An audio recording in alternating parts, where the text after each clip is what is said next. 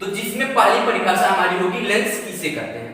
कहेंगे कि वह पारदर्शी माध्यम जो दो गोलीय पृष्ठ अथवा एक समतल एक गोलीय पृष्ठ से घिरा हो लेंस कहलाता है। फिगर से आप देख सकते हैं, किसी भी फिगर को पकड़िए, देखिए ये दो गोलीय पृष्ठ, क्यों? क्योंकि ये जो पृष्ठ आपको दिख रहा है, बाईं तरफ का जो पृष्ठ दिख रहा है, ये भी किसी गोले कांच के खोखले गोले से काटा गया है। एक गोलीय पृष्ठ हो गया, और ये जो गोलीय पृष्ठ दाहिनी तरफ का गोलीय पृष्ठ है, ये भी किसी कांच के खोखले गोले का काटा गया है।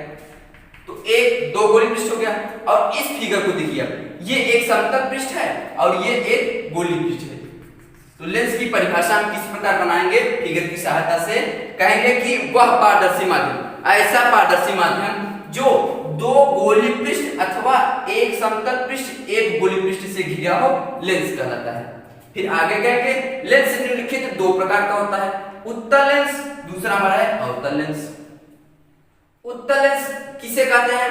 वह लेंस, उत्तल लेंस वह लेंस जो बीच में मोटा हो, किनारे पर पतला हो, उत्तल लेंस कहलाता है। उत्तल लेंस निम्नलिखित तीन प्रकार का होता है। उत्तल लेंस निम्नलिखित तीन प्रकार का होता है। पहला होता है उभयोत्तल अथवा द्विउत्तल लेंस, पहला। दूसरा अवतलोत्तल लेंस, तीसरा समतलोत्तल लेंस। देखिए उभयोत्तल अथवा द्विउत्तल लेंस, देखिए हेडिंग से ही पता चल रहा है, द्विउत्तल लेंस मतलब ऐसा लेंस जिसमें दोनों पृष्ठ उत्तल पृष्ठ हो। जैसे देखिए इसमें क्या है, उत्तल पृष्ठ का कहने का मतलब क्या होता है? देखिए मान लीजिए हम उत्तल, आपको अगली क्लास में बता दिए थे कि उत्तल लेंस कहते हैं, उत्तल दर्पण किसे कहते हैं? उत्तल दर्पण जिसका दबा हुआ भाग कलई किया गया हो, जिसका दबा हुआ भाग कलई किया गया हो तथा उभरा हुआ भाग क्या हो? परावर्तक। अब देखिए कितनी आसानी से उभयोत्तल अथवा द्विउत्तल लेंस की परिभाषा निकाली जाएगी, सिर्फ उत्तल दर्पण की आपको पहचान आनी चाहिए। देखिए अब तो एक ये है कि उत्तल लेंस को सीधा उठा के इसमें रख दिया गया, ठीक। देखिए इसका उभरा हुआ भाग क्या है? परावर्तक है। इसका भी उभरा हुआ भाग क्या है? परावर्तक है। और दबा हुआ भाग क्या है? कलई किया गया है। तो इसका दबा हुआ भाग क्या है? कलई किया गया है। अब देखिए इसी दर्पण को उल्टा कर देंगे, जब इस दर्पण को उल्टा करेंगे तो यह इस प्रकार हो जाएगा। इसका क्या होगा? उभरा हुआ भाग परावर्तक होगा और दबा हुआ भाग क्या होगा? कलई किया गया होगा। तो उत्तल दर्पण की जो पहचान है, पहचान जो है सिंपल सी पहचान है कि जिसका दबा हुआ भाग कलई किया गया हो और उभरा हुआ भाग परावर्तक हो। तो देखिए ये देखिए इसमें इस पृष्ठ पे देखिए, इस उत्तल पृष्ठ में देखिए, इसमें दबा हुआ भाग कलई किया गया है और उभरा हुआ भाग परावर्तक है। अब देखिए इस पृष्ठ पे देखिए, दाहिने वाले पृष्ठ पे देखिए क्या किया गया है? उभरा हुआ भाग परावर्तक है और दबा हुआ भाग कलई किया गया है। तो कहने का मतलब है कि एक उत्तल पृष्ठ जो फिगर में दिखाई दे रहा है सिंपल सा रख दिया गया, फिर इसी समझिए इसी फिगर को उल्टा करेंगे, उल्टा करके इसी में जोड़ देंगे, तो दो उत्तल पृष्ठों को जोड़ने पर एक द्विउत्तल लेंस बन जाता है। तो द्विउत्तल लेंस किसे कहते हैं? वह लेंस, वह उत्तल लेंस जिसमें दोनों पृष्ठ उत्तल पृष्ठ, जिसमें दोनों पृष्ठ उत्तल पृष्ठ हो, उभयोत्तल अथवा द्विउत्तल लेंस कहलाते हैं। दूसरा है अवतलोत्तल लेंस। देखिए अवतल दर्पण किसे कहते हैं, उसकी पहचान आप लोगों को बताई गई थी अगले वीडियो में या अगले क्लास में। तो उसमें बताया गया था कि वह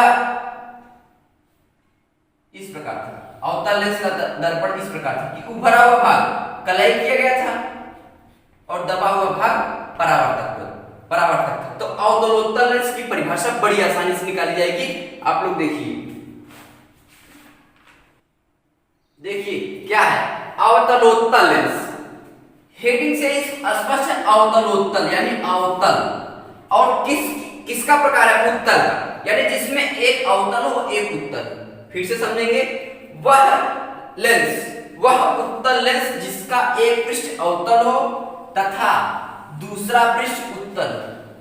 देखिए बीच में कलई किया गया पार्ट। अब इसमें देखिए कितनी आसानी से इस फिगर की सहायता से हम इसकी परिभाषा निकालेंगे। देखिए अवतलोत्तल लेंस, वह लेंस, ये भी वही लेंस है। इसे तो दो प्रकार से बनाया जा सकता है, अवतलोत्तल लेंस को दो प्रकार से बनाया जा सकता है। अब देखिए पहले समझेंगे इन दोनों लेंसों में कौन सा अवतल लेंस है, कौन सा अवतल लेंस है। देखिए अवतल लेंस क्या होता है? दबे हुए भाग में कलई, उभरे हुए भाग पर कलई किया गया होता है। तो ये वाला इस लेंस में देखिए आप बाईं तरफ का जो पृष्ठ है, देखिए दबा हुआ भाग परावर्तक है, दबा हुआ भाग परावर्तक है, उभरा हुआ भाग कलई किया गया होता है, उभरा हुआ भाग कलई किया गया है। उत्तल लेंस किसे कहते हैं? जिसका उभरा हुआ भाग परावर्तक हो, दबा हुआ भाग कलई किया गया हो। अब देखते हैं, अब देखिए इसी फिगर को जस्ट उल्टा कर दिया गया है, तो देखिए जब इसको उल्टा करेंगे तो दबा हुआ भाग ऐसे बन जाएगा, फिगर इस तरह बन जाएगा। तो इसका दबा हुआ भाग कलई किया गया है, इस पृष्ठ का भी क्या गया है, दबा हुआ भाग कलई किया गया है, उभरा हुआ भाग परावर्तक है। तो क्या आसानी से हम इसका परिभाषा बना देंगे, अवतलोत्तल लेंस किसे कहते हैं? वह उत्तल लेंस, क्योंकि अवतलोत्तल लेंस जो है वो उत्तल लेंस का ही एक पार्ट है। तो कहेंगे वह उत्तल लेंस जिसका एक पृष्ठ अवतल हो तथा दूसरा पृष्ठ उत्तल हो, उसे अवतलोत्तल लेंस कहते हैं। अगला हमारा है समतलोत्तल लेंस किसे कहते हैं? इसे भी आसानी से निकाला जा सकता है। समतलोत्तल लेंस ये किसके पार्ट है? उत्तल लेंस के पार्ट है। तो एक तो इन तीनों फिगर में हम उत्तल की बात जरूर करेंगे, एक पृष्ठ उत्तल की बात जरूर करेंगे, एक या दो। देखिए इसमें दोनों उत्तल मान लिए हैं, इसमें एक उत्तल है, ये वाला उत्तल है, और इसमें देखिए ये वाला उत्तल है, ठीक। अब इसमें देखिए ये वाला उत्तल है, यानी इस फिगर में ये किसके पार्ट है? उत्तल लेंस के पार्ट है, इसलिए इसमें दोनों पृष्ठ या एक पृष्ठ उत्तल मानना पड़ेगा या उत्तल रहता है, और दूसरा पृष्ठ हमारा अवतल हो सकता है, उत्तल हो सकता है, समतल हो सकता है, ठीक। तो हमारा क्या है? समतलोत्तल लेंस।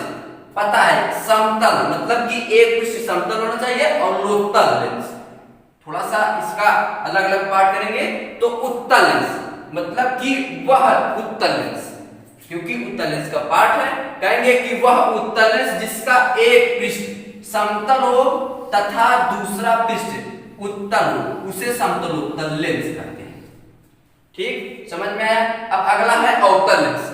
अवतल लेंस किसे कहते हैं? वह लेंस जो बीच में दबा हो, वह लेंस जो बीच में दबा हो तथा किनारे पर मोटा हो। फिगर में आप देख रहे हैं कि ये बीच में दबा है, किनारे पर मोटा है, बीच की अपेक्षा किनारे पर मोटा है, बीच में पतला है, ठीक। तो परिभाषा हो गई। फिर इसे कितने प्रकार का होता है? 3 प्रकार का। उभयावतल लेंस, उत्तलावतल लेंस, समतलावतल लेंस। उभयावतल अथवा द्विउत्तल लेंस, द्विअवतल लेंस होगा यहाँ पर द्विअवतल लेंस होगा। द्विअवतल लेंस देखिए परिभाषा मतलब कि हेडिंग से ही स्पष्ट है, इसकी परिभाषा बड़ी आसानी से निकाल लेंगे। द्विअवतल लेंस किसे कहते हैं?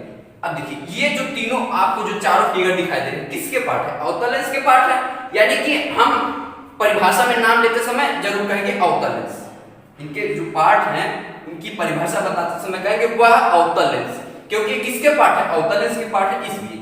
आप पहला है उभयावतल अथवा द्विअवतल लेंस किसे कहते हैं? द्वि मतलब दो अवतल लेंस, दो पृष्ठ, जिसका दो पृष्ठ अवतल उसे द्विअवतल लेंस कहते हैं। परिभाषा के अनुसार परिभाषा बढ़िया से कहेंगे कि वह अवतल लेंस, वह अवतल लेंस जिसका दोनों पृष्ठ अवतल, जिसका दोनों पृष्ठ अवतल हो, उसे द्विअवतल लेंस अथवा उत्तलावतल लेंस कहते हैं, उभयावतल लेंस कहते हैं। दूसरा है उत्तलावतल लेंस। उत्तलावतल लेंस किसे कहते हैं? कहेंगे कि वह लेंस, वह अवतल लेंस जिसका एक पृष्ठ उत्तल हो, जिसका एक पृष्ठ, देखिए ये जो बाहर वाला पृष्ठ दाहिनी तरफ का ये क्या है? उत्तल पृष्ठ है, और इसमें ये बायां वाला पृष्ठ उत्तल लेंस है, ठीक। तो क्या कहेंगे उत्तलावतल लेंस में? क्या कहेंगे? यानी कि हम क्या पढ़ रहे हैं इसमें? अवतल लेंस के बारे में पढ़ रहे हैं, और यहाँ पर क्या दिया? उत्तला, मतलब कि उत्तल और अवतल मिल जाएगा, उत्तलावतल हो जाएगा। तो क्या बड़ी आसानी से इसका परिभाषा निकालेंगे कि वह अवतल लेंस, वह अवतल लेंस जिसका एक पृष्ठ उत्तल हो, जिसका एक पृष्ठ उत्तल हो तथा दूसरा पृष्ठ अवतल हो, उसे कहते हैं उत्तलावतल लेंस। अगला है समतलावतल लेंस कहते हैं। किसे कहते हैं? समतलावतल मतलब समतल हो फिर अवतल हो। कहेंगे कि वह अवतल लेंस जिसका एक पृष्ठ समतल हो तथा दूसरा पृष्ठ अवतल हो, उसे कहते हैं समतलावतल लेंस। अब देखिए कंफ्यूजन दूर करने वाली बात क्या है? मान लीजिए आ गया उत्तलावतल लेंस, किस लेंस का भाग है, तो उसमें कंफ्यूजन होगा कि उत्तल का था कि अवतल का था। सिंपल सा देखिए, जब O की मात्रा जिसमें लगेगा, जैसे देखिए उभयोत्तल, अवतलोत्तल, समतलोत्तल, O की मात्रा लगा तो इसका मतलब ये उत्तल लेंस का पार्ट, जिसमें O की मात्रा लग गया वो उत्तल लेंस का पार्ट है, और जिसमें A की मात्रा लगेगा वो अवतल लेंस का कैसे? उभय अवतल लेंस, आपकी मात्रा बीच में आया। उत्तला अवतल लेंस, समतला अवतल लेंस किसका पार्ट है? अवतल लेंस का पार्ट है। अभी उभयोत्तल, समतलोत्तल, उत्तलोत्तल, जब ओ की मात्रा लग जाएगी तो इसका मतलब है कि वो उत्तल लेंस का पार्ट है। कंफ्यूजन दूर हो गया। अब हम आगे पढ़ेंगे। देखिए अगला हमारा हेडिंग है लेंस से संबंधित कुछ परिभाषाएं। जैसे प्रकाशित केंद्र किसे कहते हैं? वक्रता केंद्र, वक्रता त्रिज्या, मुख्य फोकस मतलब प्रथम फोकस। लेंस में प्रथम फोकस, द्वितीय फोकस होता है, उसे क्या कहते हैं? फोकस दूरी, फोकस तल। तो उसमें पहला हमारा जो हेडिंग है प्रकाशित केंद्र किसे कहते हैं, पहले फिगर में समझेंगे। ये हमारा उत्तल लेंस का पार्ट है और ये हमारा अवतल लेंस का पार्ट है। इसे क्या कहते हैं? द्वि उत्तल लेंस, इसे द्वि अवतल लेंस। अब देखिए इसके बीचों बीच, लेंस के बीचों बीच एक मुख्य अक्ष होती है, इसमें भी एक मुख्य अक्ष होता है, यहाँ पर लिख दिए मुख्य अक्ष। और इसका जो बायां पृष्ठ होता है उसे कहते हैं प्रथम पृष्ठ और दाहिने पृष्ठ को बोलते हैं द्वितीय पृष्ठ। इतना समझ में आ गया? देखिए इस लेंस के बीच मध्य बिंदु में या मुख्य अक्ष के मध्य बिंदु पर लेंस का एक कोई बिंदु है, मुख्य अक्ष जो मुख्य अक्ष पर स्थित है। ध्यान देने योग्य बात है कि मुख्य अक्ष पर स्थित कोई बिंदु है, लेंस के मध्य बिंदु ही है। तो उस पे जब कोई प्रकाश किरण हम डालते हैं, उस पे जब कोई प्रकाश किरण हम डालते हैं तो बिना अपवर्तन में, बिना विचलित हुए, जो अपवर्तन होता है उसका लेंस के जब दूसरी तरफ गुजरता है तो बिना अपवर्तन मतलब अपवर्तन जब होता है तो अपने मार्ग से विचलित नहीं होता है, नहीं होता है, सीधे निकल जाता है। तो प्रकाशित केंद्र में हम सिंपल सी बात यही करेंगे कि अपवर्तन के पश्चात जो अपने मार्ग में विचलित नहीं हो, सीधी रेखा में जाए, उसे प्रकाशित केंद्र कहते हैं। आइए देखते हैं फिगर में कैसे इसकी परिभाषा निकालते हैं। प्रकाशित केंद्र किसे कहते हैं? पहले तो समझ लिए लेंस है, उसका जो मुख्य अक्ष है, उसका उस मुख्य अक्ष पर कोई बिंदु है, इतना जानते रहेंगे तो कहेंगे प्रकाशित केंद्र। लेंस के मुख्य अक्ष पर स्थित वह बिंदु, लेंस के मुख्य अक्ष पर स्थित वह बिंदु जिससे आपतित होने वाली प्रकाश किरण अपवर्तन के पश्चात बिना विचलित हुए सीधी रेखा में निकल जाती है, उस बिंदु को प्रकाशित केंद्र कहते हैं। यानी कि एक तरफ से आपतित होगी तो अपवर्तन के पश्चात बिना विचलित हुए सीधी रेखा में निकल जाए, उस बिंदु को कहते हैं प्रकाशित केंद्र। इसे कैपिटल सी से दिखाते हैं। सेम प्रोसेस उसी तरह इसमें भी कह देंगे कि देखिए परिभाषा दोनों की एक ही होगी। क्यों? क्योंकि ये जो केंद्र है, चाहे वो द्वि अवतल हो चाहे द्वि उत्तल हो, दोनों में जो केंद्र होता है उस सेम प्रोसेस में होता है कि मतलब उस पर जब कोई प्रकाश किरण आपतित होगी तो अपवर्तन के पश्चात प्रकाश किरण बिना विचलित हुए सीधी रेखा में निकल जाती है, चाहे वो लेंस चाहे जो हो। तो उसके मुख्य अक्ष पर जिस बिंदु से जाता है, जिस बिंदु से अपने मार्ग से विचलित नहीं होता है, उसी बिंदु को कहते हैं प्रकाशित केंद्र। अगली परिभाषा दूसरी है जिसे क्या कहते हैं? वक्रता केंद्र। वक्रता केंद्र किसे कहते हैं? सिंपल से समझेंगे। मान लीजिए ये द्वि उत्तल लेंस है या द्वि अवतल लेंस, बगल में जो भी फिगर आप लोगों को बताया गया। देखिए द्वि उत्तल, इसका जो एक पार्ट है, मान लीजिए हम ये एक काट लिए, कोई खोखला गोला था उसमें से दो पार्ट काट लिए, एक पार्ट ये हो गया और एक पार्ट ये हो गया, एक दो पार्ट हो गया। अब इन दोनों को काटने के बाद इसका उत्तल दर्पण किसे कहते हैं? जिसका देखिए उत्तल लेंस ये जिसका दबा हुआ भाग कलई किया गया हो तथा उभरा हुआ भाग बड़ा होता है। तो देखिए ये इस मान लीजिए ये पहला है और ये दूसरा जो हम इसका अंग है, भाग है। अब इसके दबे हुए भाग को कलई कर दे रहे हैं, पहले भाग के दबे हुए पृष्ठ को कलई कर दे रहे हैं, इसका भी दबा हुआ पृष्ठ कलई कर दिए। अब इन दोनों को निकाल कर इसमें जोड़ दिए। पहले भाग का जो दर्पण है, दूसरे भाग का जो दर्पण है, इसमें जोड़ दिए।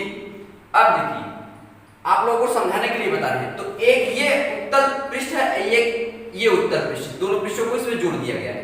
तो दोनों का जिस खोखले गोले से काटा गया है उसी के केंद्र को इस लेंस का वक्रता केंद्र कहते हैं। अब समझ में आ गया होगा कि जिस खोखले गोले से ये काटे जाते हैं उसी गोले के केंद्र को इस लेंस का, जो भी लेंस हो, चाहे द्विउत्तल हो चाहे द्विअवतल हो, उस लेंस का वक्रता केंद्र कहते हैं। फिर से समझेंगे परिभाषा के अनुसार क्या कहते हैं इसे। देखिए कहेंगे क्या, अब देखिए इसमें चाहे द्विअवतल हो चाहे उत्तल, तो कहेंगे कि उत्तल व अवतल दोनों की बात कर सकते हैं। उत्तल व अवतल के गोली पृष्ठ, ये भी गोली पृष्ठ है, ये भी गोली पृष्ठ है, अवतल में भी उसी तरह हो जाएगा। तो कहेंगे उत्तल व अवतल के गोली पृष्ठ जिस खोखले गोले के काटे गए भाग होते हैं, उस खोखले गोले के केंद्र को उस लेंस का वक्रता केंद्र कहते हैं। द्विअवतल द्विउत्तल, ये द्विउत्तल है, द्विअवतल भी इसी तरह आप समझ सकते हैं। कहेंगे कि अवतल व उत्तल के गोली पृष्ठ जिस खोखले गोले से काटे जाते हैं उसके केंद्र को उस लेंस की वक्रता केंद्र कहते हैं। देखिए आप इसी में कहेंगे वक्रता त्रिज्या किसे कहते हैं, समझेंगे पहले।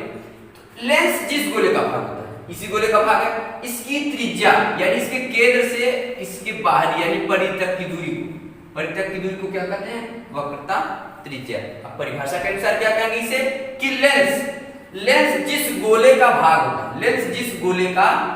होता है उसकी त्रिज्या को, उस गोले की त्रिज्या को उस लेंस की वक्रता त्रिज्या कहते हैं। यानी इस गोले की त्रिज्या ये है, मान लीजिए 5 मीटर है, तो इसी अब लेंस में जब ये पॉइंट आता है, इस पॉइंट से इस लेंस ये जो दर्पण है, परिधि है, जो दूरी होगी वही हमारा यहाँ वक्रता केंद्र और प्रकाशित केंद्र की बीच की दूरी होगी। तो परिभाषा में कह देंगे कि लेंस जिस गोले का भाग होता है उस गोले की त्रिज्या को उस लेंस की वक्रता त्रिज्या कहते हैं। अब देखिए मुख्य अक्ष किसे कहते हैं, पहले समझेंगे। ये एक लेंस है जिसमें दो पृष्ठ है, प्रथम पृष्ठ द्वितीय पृष्ठ। अब देखिए प्रथम पृष्ठ का जो वक्रता केंद्र होगा वो दाहिनी तरफ होगा और द्वितीय पृष्ठ का जो वक्रता केंद्र होगा वो बाईं तरफ होगा। अब इन्हीं दोनों पृष्ठों के वक्रता केंद्र, ये दूसरे पृष्ठ की वक्रता केंद्र है, ये पहले पृष्ठ की वक्रता केंद्र, क्योंकि गोला इस तरफ होगा और ये गोला इस तरह से होगा। तो इन्हीं दोनों वक्रता केंद्र से होकर जाने वाली रेखा, ये जो रेखा सीधी रेखा जो है, इन्हीं दोनों वक्रता केंद्र से होकर जाने वाली रेखा को ही मुख्य अक्ष कहते हैं। अब देखिए फिगर की सहायता से इसकी परिभाषा कैसे निकालेंगे। कहेंगे कि लेंस में जो उसके दोनों पृष्ठ होते हैं, फिर से लेंस में दोनों पृष्ठ, लेंस में दो पृष्ठ होता है, कहेंगे लेंस के दोनों पृष्ठ की वक्रता केंद्र, लेंस के दोनों पृष्ठ के वक्रता केंद्र से होकर जाने वाली काल्पनिक रेखा मुख्य अक्ष कहलाती है। क्योंकि देखिए इसका ये वक्र, इस प्रथम पृष्ठ का वक्रता केंद्र दाहिनी तरफ और द्वितीय पृष्ठ का वक्रता केंद्र बाईं तरफ है, और इन्हीं को मिलाने वाली सीधी रेखा क्या कहलाती है, मुख्य अक्ष कहलाती है। अगली हेडिंग है द्वारक किसे कहते हैं। कहेंगे कि लेंस के अर्धवृत्ताकार सिरों के व्यास को, लेंस के अर्धवृत्ताकार सिरों के व्यास को दर्पण का लेंस का द्वारक कहते हैं, दर्पण में लेंस का द्वारक कहते हैं, जिसे AB या M1 M2 जिसे आप प्रदर्शित कर देते हैं, जो आप दिखा सकते हैं। कहेंगे कि जिसे AB से दिखाते हैं या प्रदर्शित करते हैं। छठवीं हेडिंग है मुख्य फोकस अथवा फोकस। अब देखिए उसमें पहला A है उत्तल लेंस का प्रथम व द्वितीय फोकस, B है अवतल लेंस का प्रथम व द्वितीय फोकस। अब हम पहले बात करेंगे A, उत्तल लेंस का प्रथम व द्वितीय फोकस। तो कहेंगे उत्तल लेंस में दो फोकस होता है, प्रथम फोकस द्वितीय फोकस। प्रथम फोकस को F1 तथा द्वितीय फोकस को F2 से प्रदर्शित करते हैं। अब देखिए इसकी परिभाषा कैसे निकालेंगे। अब ये हमारा F1 है, अब निकलेगा कैसे, देखिए पहले समझेंगे कि इस बिंदु से 4 प्रकाश की किरणें निकली 1 2 3 4। अब ये जो रेखा आपको दिखाई दे रही है मुख्य अक्ष है। अब देखिए ये प्रकाश किरण निकलने के बाद ये जो लेंस है इससे अपवर्तन के पश्चात, लेंस में अपवर्तन होता है, दर्पण में परावर्तन होता है। अब देखिए लेंस में अपवर्तन के पश्चात ये जो मुख्य अक्ष है इसके समांतर हो जा रही है, तो जिस बिंदु से निकलती है उसे कहते हैं उत्तल लेंस का प्रथम फोकस। अब द्वितीय में क्या है, इसी का जस्ट उल्टा, उसमें क्या होता था एक निश्चित बिंदु से निकल कर जाती थी, अपवर्तन के पश्चात मुख्य अक्ष के समांतर हो जाती थी। अब इसमें उल्टा कहेंगे, द्वितीय फोकस में क्या कहेंगे कि मुख्य अक्ष के समांतर। अब इसमें क्या होता था, पहले चलती थी फिर बाद में समांतर होती थी अपवर्तन के पश्चात। अब इसमें अपवर्तन की पहले समांतर चलेगी और अपवर्तन के पश्चात मुख्य अक्ष के किसी एक बिंदु पर इकट्ठी हो जाएगी या मिल जाएगी। तो हम इसकी परिभाषा कहेंगे, क्या कहेंगे, सिंपल सा आसानी सा फिगर की सहायता से कहेंगे कि मुख्य अक्ष पर स्थित लेंस के मुख्य अक्ष पर स्थित वह बिंदु जिससे चलने वाली प्रकाश किरणें लेंस से अपवर्तन के पश्चात ये मुख्य अक्ष है, अपवर्तन के पश्चात मुख्य अक्ष के समांतर हो जाती है, मुख्य अक्ष के समांतर हो जाती है, उस बिंदु को उत्तल लेंस का प्रथम फोकस कहते हैं। इसे F1 से प्रदर्शित करते हैं। अगला हमारा क्या है, द्वितीय फोकस किसे कहते हैं, आसानी से, डरने की जरूरत नहीं है। देखिए क्या कहेंगे, द्वितीय फोकस किसे कहते हैं, कहेंगे कि मुख्य अक्ष के समांतर चलने वाली प्रकाश किरणें लेंस से अपवर्तन के पश्चात मुख्य अक्ष के किसी एक निश्चित बिंदु पर इकट्ठी हो जाती है या आपस में मिल जाती हैं, उस बिंदु को उत्तल लेंस का द्वितीय फोकस कहते हैं। इसे F2 से प्रदर्शित करते हैं। अब देखिए बी, अवतल लेंस का प्रथम और द्वितीय फोकस किसे कहते हैं, पहले चित्र में समझने की कोशिश करेंगे। मान लीजिए ये हमारा अवतल लेंस है और ये मुख्य अक्ष, इस पर एक बिंदु है जिस पर कोई प्रकाश किरण सीधी जा रही थी, लेकिन लेंस से बीच में लेंस आ गया, उससे अपवर्तन के पश्चात जाना तो चाहिए था इस पॉइंट पे, लेकिन अपवर्तन के पश्चात ये मुख्य अक्ष के समांतर हो जाती है। ये हमारा क्या है, मुख्य अक्ष है, दो प्रकाश किरण लिए हैं। अब देखिए ये जो प्रकाश किरण चलेगी लेंस से अपवर्तन के पश्चात मुख्य अक्ष के समांतर हो जाएगी, लेकिन अगर लेंस ना होता तो प्रकाश किरण सीधे बिंदु F1 पर जाती, तो इसी बिंदु को कहते हैं प्रथम फोकस। देखिए परिभाषा में क्या कहेंगे, अवतल लेंस का प्रथम फोकस किसे कहते हैं, कहेंगे अवतल लेंस की, कहेंगे कि अवतल लेंस के मुख्य अक्ष पर स्थित वह बिंदु जिसकी ओर जाती हुई प्रकाश किरणें लेंस से अपवर्तन के पश्चात मुख्य अक्ष के समांतर हो जाती है, उस बिंदु को अवतल लेंस का प्रथम फोकस F1 कहते हैं। दूसरा क्या है हमारा, इसको समझने की कोशिश करेंगे। देखिए 1 2 3 4 ये हमारा मुख्य अक्ष से चार प्रकाश किरणें मुख्य अक्ष के समांतर जा रही थी और लेंस से अपवर्तन के पश्चात देखिए ऐसा लग रहा है कि पॉइंट F1, ये जो पॉइंट बनाया गया मुख्य अक्ष पर, इससे प्रकाश किरणें आ रही है, लेकिन वास्तव में किधर से आ रही है, मुख्य अक्ष के समांतर से आ रही है। लेकिन हमको लग कहां से रहा है, लग रहा है कि F2 जो हम पॉइंट बनाए हैं उसका सीधा यहाँ पर आएगा, तो हमें लग यहाँ पर रहा है, लेकिन वास्तव में है कहां, मुख्य अक्ष के समांतर। इसी बिंदु को कहते हैं द्वितीय फोकस। परिभाषा क्या कहेंगे, अवतल लेंस का द्वितीय फोकस किसे कहते हैं, कहेंगे मुख्य अक्ष के समांतर चलने वाली प्रकाश किरण लेंस से, अवतल लेंस से या लेंस से अपवर्तन के पश्चात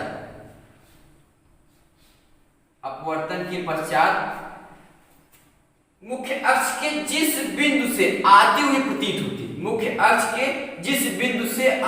प्रतीत होती है उस बिंदु को अवतल लेंस का द्वितीय फोकस कहते हैं।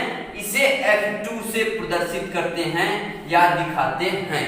अब हमारा अगला है, अगली हेडिंग है फोकस दूरी किसे कहते हैं। फिगर की सहायता से समझेंगे। ये द्विअवतल लेंस है, द्विउत्तल लेंस है, ये द्विअवतल लेंस है। अब देखिए इसे हम उत्तल लेंस भी कर सकते हैं, इसे अवतल लेंस भी कर सकते हैं, सीधे में। अब देखिए फोकस दूरी किसे कहते हैं, कहेंगे कि मुख्य फोकस तथा लेंस के मुख्य फोकस तथा प्रकाशिक केंद्र के बीच की दूरी को फोकस दूरी कहते हैं। अब चाहे वो प्रथम फोकस से प्रकाशिक केंद्र के बीच की दूरी हो या द्वितीय फोकस से प्रकाशिक केंद्र के बीच की दूरी हो, तो दोनों के बीच की दूरी को क्या कहते हैं, फोकस दूरी कहते हैं। इसी प्रकार अवतल लेंस में प्रथम फोकस तथा प्रकाशिक केंद्र के बीच की दूरी को फोकस दूरी कहते हैं। अब देखिए चाहे वो प्रथम फोकस हो या द्वितीय फोकस हो, तो कुल मिला के बात यह है, क्या कहेंगे हम, कहेंगे कि फोकस दूरी किसे कहते हैं, कहेंगे कि लेंस के प्रकाशिक केंद्र C से मुख्य फोकस F या F2 F1 चाहे जो या सिर्फ ये मुख्य फोकस की बीच की दूरी को फोकस दूरी कहते हैं। फोकस तल किसे कहते हैं, फिगर से समझिए। ये हमारा उत्तल लेंस है, ये हमारा अवतल लेंस है। कहेंगे कि मुख्य फोकस से होकर जाने वाली वह तल जो मुख्य फोकस से होकर जाती है, चाहे वो प्रथम फोकस हो या द्वितीय फोकस हो, चाहे वो उत्तल लेंस में जाए चाहे वो अवतल लेंस में जाए। कहेंगे वह लेंस जो मुख्य फोकस से होकर जाती है, मुख्य फोकस से होकर जाती है तथा मुख्य अक्ष के लंबवत हो, वह तल जो मुख्य फोकस से होकर जाती है तथा मुख्य अक्ष के लंबवत हो, फोकस तल कहलाता है। हमारी अगली हेडिंग है लेंस की अभिसारी व अपसारी प्रकृति। देखिए पहले समझेंगे अभिसारी। अभिसारी मतलब क्या होता है कि समांतर चलने वाली प्रकाश किरण, समांतर चलने वाली प्रकाश किरण को लेंस से अपवर्तन के पश्चात जब किसी एक पॉइंट पर सभी प्रकाश किरण इकट्ठी हो जाती है तो कहते हैं कि लेंस ने प्रकाश किरण को अभिसारी कर दिया है, अपसरित कर दिया है। और अपसारी, अपसारी क्या होता है? जब मुख्य अक्ष के या प्रकाश किरण जो समांतर जाती हैं, समांतर चलने वाली प्रकाश किरण लेंस से अपवर्तन के पश्चात विभिन्न दिशाओं में फैल जाती है, अपसरित हो जाती है। तो आइए हम परिभाषा कैसे बनाएंगे इसकी। कहेंगे कि मुख्य अक्ष के समांतर चलने वाले प्रकाश किरणों का, या सिर्फ कहेंगे कि समांतर चलने वाले प्रकाश किरणों का लेंस से अपवर्तन के पश्चात किसी एक बिंदु पर एकत्रित कर देना या सभी दिशाओं में फैला देना, इसी को कहते हैं लेंस की अभिसारी व अपसारी प्रकृति। फिर कहेंगे आगे उत्तल लेंस। उत्तल लेंस मुख्य अक्ष के समांतर, उत्तल लेंस मुख्य अक्ष के समांतर चलने वाली प्रकाश किरणों को लेंस से अपवर्तन के पश्चात अपने मुख्य फोकस पर एकत्रित कर देती है। इसी प्रकृति के कारण उत्तल लेंस को अभिसारी लेंस भी कहते हैं। आगे अवतल लेंस। कहेंगे अवतल लेंस, ये क्या है? हमारा मुख्य अक्ष है। अवतल लेंस मुख्य अक्ष के समांतर चलने वाली प्रकाश किरणों को लेंस से अपवर्तन के पश्चात विभिन्न दिशाओं में फैला देता है, यानी प्रकाश किरण को अपसरित कर देता है। इसी घटना की वजह से या इसी कारण से अवतल लेंस को अपसारी लेंस भी कहते हैं, अपसारी लेंस कहते हैं। क्यों? क्योंकि ये प्रकाश किरणों को सभी दिशाओं में फैला देता है, लेकिन उत्तल लेंस क्या जो होता है वो प्रकाश किरणों को किसी एक पॉइंट पर एकत्रित कर देता है। अब हमारी अगली हेडिंग आएगी। अगली हेडिंग है किरण आरेखों के उपयोग द्वारा लेंस से प्रतिबिंब का बनना। मतलब कि तीन नियम है जिसकी सहायता से हम लेंस के सामने कहीं पर भी, चाहे अवतल लेंस हो चाहे उत्तल लेंस, उसके सामने कहीं पर भी कोई वस्तु रखी हो, हम उसमें दो नियम लगाएंगे, प्रथम द्वितीय तृतीय, तीनों में से किसी दो नियम का पालन करेंगे और उसको इस पर लागू करेंगे तो दूसरी तरफ हमारा प्रतिबिंब बनेगा। देखिए किरण आरेखों के उपयोग द्वारा लेंस से प्रतिबिंब बनना, किस तरह हम दो नियम का प्रयोग करेंगे और हमारा प्रतिबिंब बनेगा। उसमें है प्रथम नियम क्या कहता है कि देखिए ये उत्तल लेंस है, ये अवतल लेंस है, ये मुख्य अक्ष है दोनों का। अब देखिए दोनों के समांतर चलने वाली प्रकाश किरण, इसलिए कहेंगे लेंस से चलने वाली लेंस के मुख्य अक्ष के समांतर चलने वाली प्रकाश किरण लेंस से अपवर्तन के पश्चात प्रथम फोकस पर आकर गिरती है या प्रथम फोकस पर आती हुई प्रतीत होती है। फिर से समझने की कोशिश करेंगे। क्या कहेंगे? कहेंगे कि लेंस के मुख्य अक्ष के समांतर चलने वाली प्रकाश किरण लेंस से अपवर्तन के पश्चात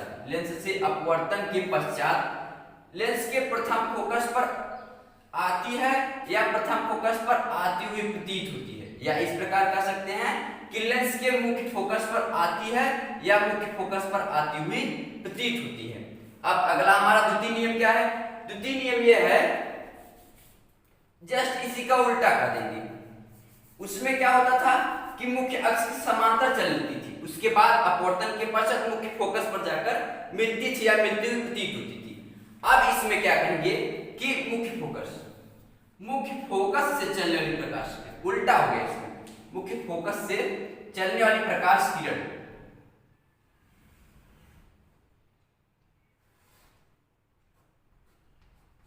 देखिए अब यहाँ पर मुख्य फोकस से चलने वाली प्रकाश किरण, उसमें क्या था, समांतर प्रकाश किरण आ रही थी। प्रथम नियम में समांतर प्रकाश किरण आ रही थी, अपवर्तन के पश्चात मुख्य फोकस पर मिलती थी या मिलती हुई प्रतीत होती थी। अब इसमें क्या है, इसी का उल्टा।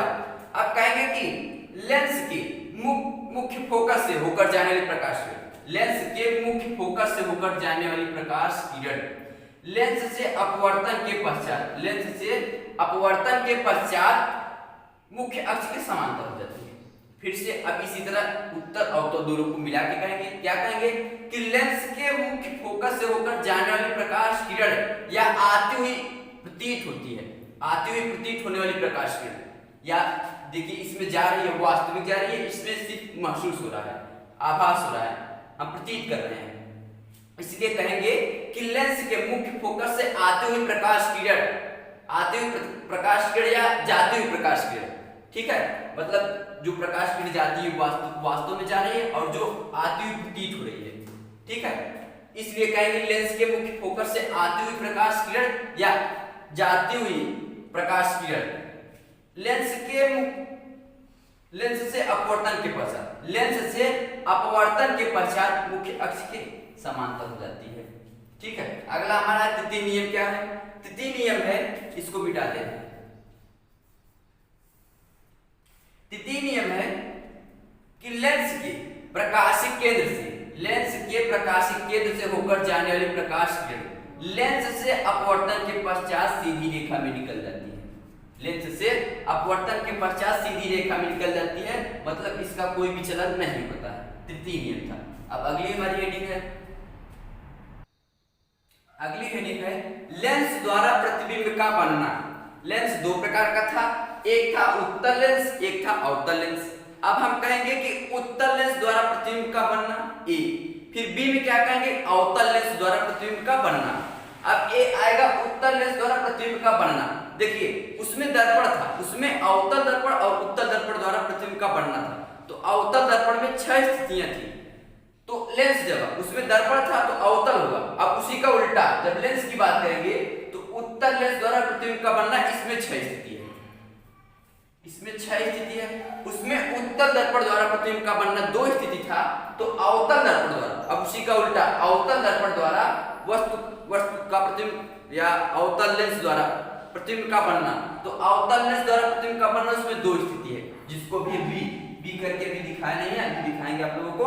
तो उत्तल लेंस द्वारा प्रतिबिंब का बनना, इसमें 6 स्थिति है, जिसमें बात करते हैं पहली, जब वस्तु अनंत पर स्थित हो। कहां पर स्थित हो, अनंत पर स्थित हो। देखिए अब फिगर हमको याद करना है, सिर्फ फिगर याद करना है और रखने की जरूरत हमें नहीं है, सिर्फ फिगर याद करेंगे, इसकी सहायता से हम इसकी परिभाषा निकालेंगे। देखिए कैसे निकालते हैं, कहेंगे जब कोई वस्तु उत्तल लेंस के सामने अनंत पर रखी हो, तो वस्तु से चलने वाली पहली प्रकाश किरण लेंस के प्रकाशिक केंद्र से होकर जाती है तथा अपवर्तन के पश्चात अपने मार्ग में सीधी निकल जाती है, विचलन नहीं होता है। अब देखिए वस्तु से चलने वाली दूसरी प्रकाश किरण लेंस के मुख्य फोकस से होकर जाती है, लेंस के प्रथम मुख्य फोकस से होकर जाती है या प्रथम फोकस से होकर जाती है। तो देखिए वस्तु से चलने वाली दूसरी प्रकाश किरण लेंस के मुख्य या प्रथम फोकस से होकर जाती है तथा लेंस से अपवर्तन के पश्चात मुख्य अक्ष के समांतर हो जाती है। ये वाली रेखा क्या है, मुख्य अक्ष है, तो अपवर्तन के पश्चात मुख्य अक्ष के समांतर हो जाती है। दोनों प्रकाश किरणें एक दूसरे को द्वितीय फोकस तल, ये देखिए फोकस तल, ठीक।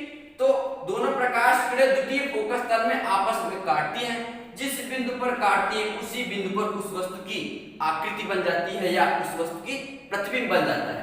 अब क्या कहेंगे, एकदम इंपॉर्टेंट क्या है इसका, कहेंगे कि जब कोई वस्तु उत्तल लेंस के सामने अनंत पर रखी हो तो वह का प्रतिबिंब वास्तविक, क्यों, क्योंकि आपको इस लाइन से दिखाया गया, ठीक।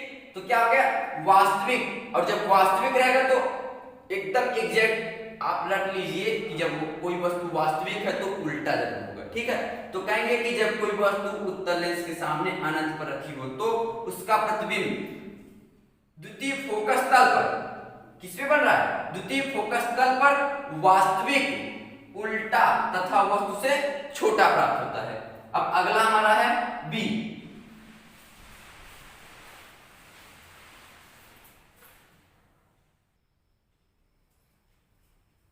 अगला हमारी रीडिंग है, जब कोई वस्तु अनंत तथा 2f1 के बीच स्थित हो। तो देखिए 2f1 यानी कि समझ लीजिए दर्पण में वक्रता केंद्र, तो इस वाले पृष्ठ का वक्रता केंद्र यहाँ 2f1 कह दिए हैं, इस वाले पृष्ठ का वक्रता केंद्र इधर होगा जिसे हम 2f2 कह दिए। ठीक, अब देखिए यानी कि वक्रता केंद्र है ठीक 2f1 और 2f2। ठीक, अब देखिए क्या कहेंगे, परिभाषा फिगर की सहायता से इसकी परिभाषा निकालेंगे। जब कोई वस्तु उत्तल लेंस के सामने अनंत तथा 2f1 के बीच स्थित हो तो वस्तु से चलने वाली पहली प्रकाश किरण मुख्य अक्ष के समांतर होकर जाती है तथा लेंस से अपवर्तन के पश्चात द्वितीय फोकस से होकर जाती है। अपवर्तन के पश्चात f2 द्वितीय फोकस से होकर जाती है। वस्तु से चलने वाली दूसरी प्रकाश किरण लेंस के प्रकाशीय केंद्र C से होकर जाती है, जो अपवर्तन के पश्चात बिना विचलित हुए अपने मार्ग में सीधी निकल जाती है। दोनों प्रकाश किरणें एक दूसरे को A डैश पर, लेंस की दूसरी तरफ A डैश पर काटती हैं। जिस बिंदु पर एक दूसरे को आपस में काटती हैं उसी बिंदु पर उस वस्तु का प्रतिबिंब बन जाता है। फिर आगे क्या कहेंगे, इंपॉर्टेंट चीज क्या कहेंगे, जब कोई वस्तु उत्तल लेंस के सामने अनंत तथा 2f1 के बीच स्थित हो तो वस्तु का प्रतिबिंब लेंस की दूसरी ओर, वस्तु का प्रतिबिंब लेंस की दूसरी ओर क्या कहेंगे, f2 तथा 2f2 के बीच, फिर से f2 तथा 2f2 के बीच में वास्तविक उल्टा तथा वस्तु से छोटा प्राप्त होता है।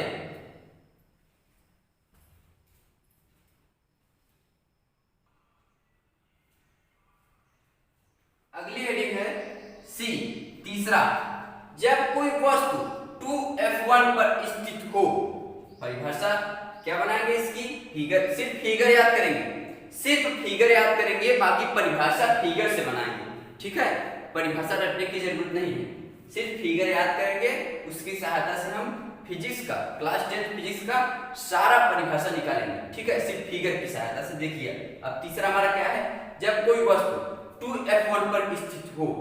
कहेंगे जब कोई वस्तु A B, A dash B dash, कहेंगे जब कोई वस्तु ए बी उत्तल लेंस के सामने 2f1 पर रखी हो या स्थित हो तो वस्तु से चलने वाली पहली प्रकाश किरण मुख्य अक्ष के समांतर होकर जाती है तथा लेंस से अपवर्तन के पश्चात द्वितीय फोकस से होकर जाती है। f2 अपवर्तन के पश्चात द्वितीय फोकस से होकर जाती है। फिर आगे कहेंगे वस्तु से चलने वाली दूसरी प्रकाश किरण लेंस के प्रकाशीय केंद्र C से होकर जाती है तथा लेंस से अपवर्तन के पश्चात सीधी निकल जाती है। लेंस से अपवर्तन के पश्चात अपने मार्ग में बिना विचलित हुए सीधी निकल जाती है। दोनों निर्गत किरणें एक दूसरे को बिंदु A डैश पर काटती हैं। जिस बिंदु पर एक दूसरे को प्रकाश किरणें आपस में काटती हैं उसी बिंदु पर उस वस्तु का वास्तविक प्रतिबिंब बन जाता है। फिर इसका निचोड़ क्या कहेंगे कि जब कोई वस्तु उत्तल लेंस के सामने 2f1 पर स्थित हो तो, क्या कहेंगे, उत्तल लेंस के सामने 2f1 पर स्थित हो तो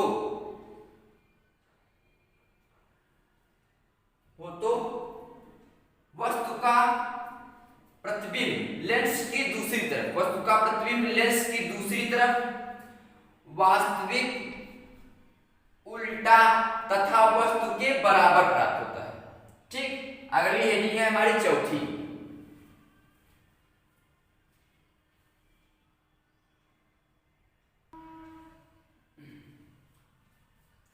चौथा है जब कोई वस्तु 2f1 तथा f1 के बीच स्थित हो।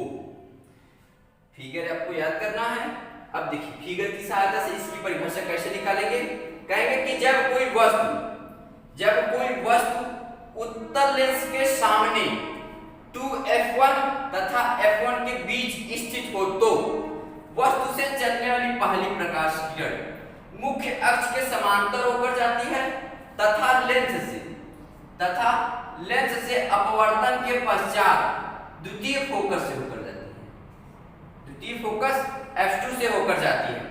फिर कहेंगे वस्तु से चलने वाली दूसरी प्रकाश किरण लेंस के प्रकाशिक केंद्र C से होकर जाती है, जो लेंस से अपवर्तन के पश्चात बिना विचलित हुए अपने मार्ग में सीधी निकल जाती है।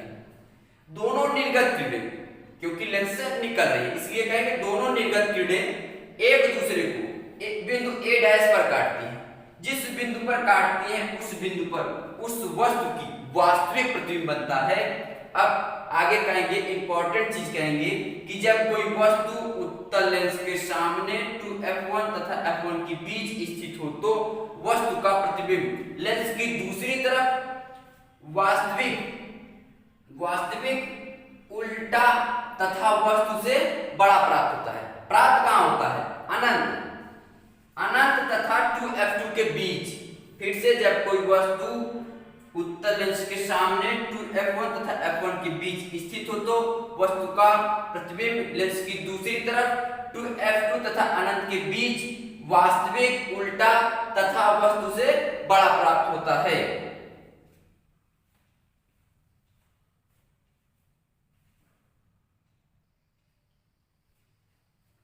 अगला है E यानी पांचवा। क्या?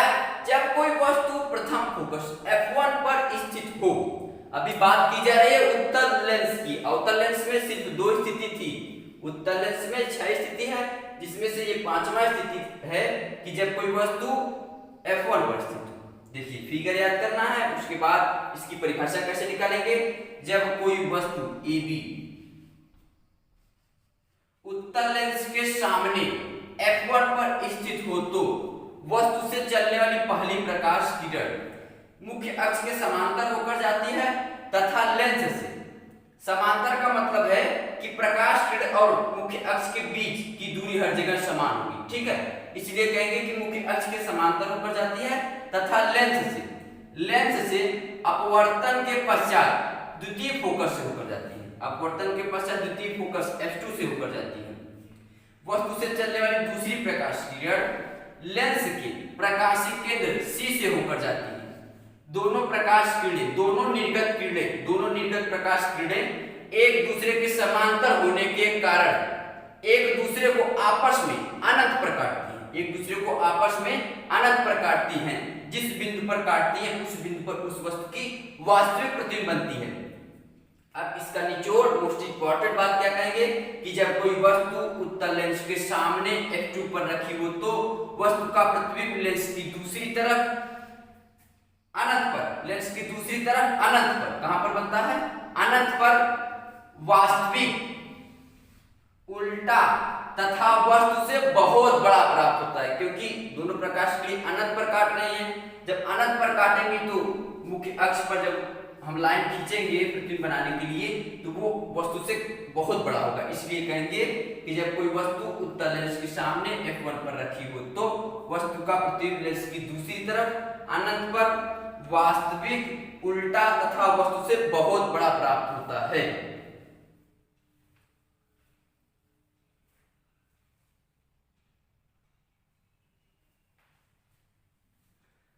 देखिए लास्ट उत्तल लेंस द्वारा प्रतिबिंब का बढ़ना 6 था, जिसमें लास्ट है जब वस्तु प्रथम फोकस तथा वक्रता केंद्र के बीच में स्थित हो तो।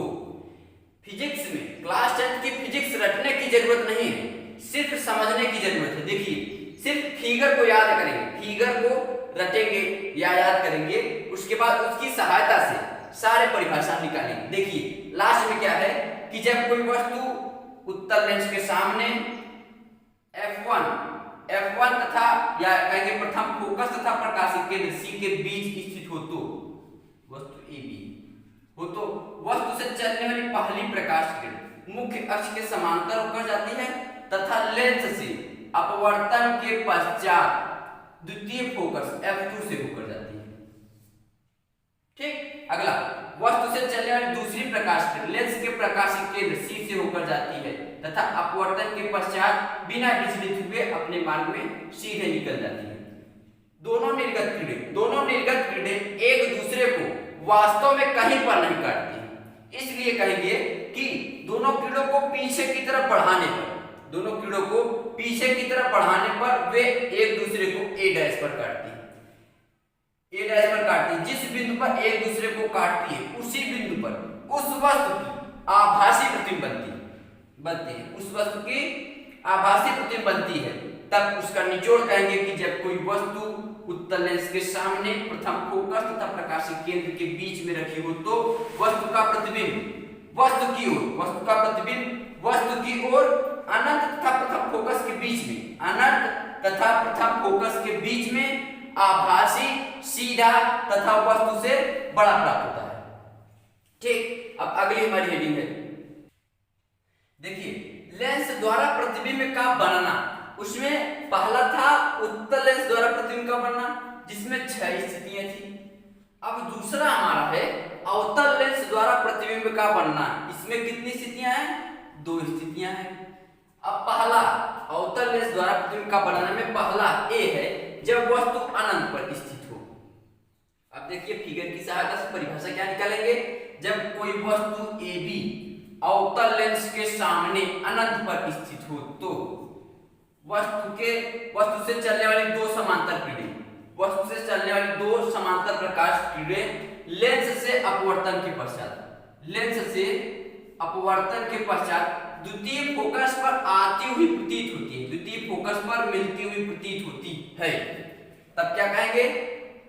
इसका मोस्ट इंपॉर्टेंट बात क्या कहेंगे? जब कोई वस्तु अवतल लेंस के सामने अनंत पर रखी हो तो वस्तु का प्रतिबिंब वस्तु की ही ओर द्वितीय फोकस पर आभासी बहुत छोटा या बिंदुवत तथा सीधा तथा बिंदुवत प्राप्त होता है।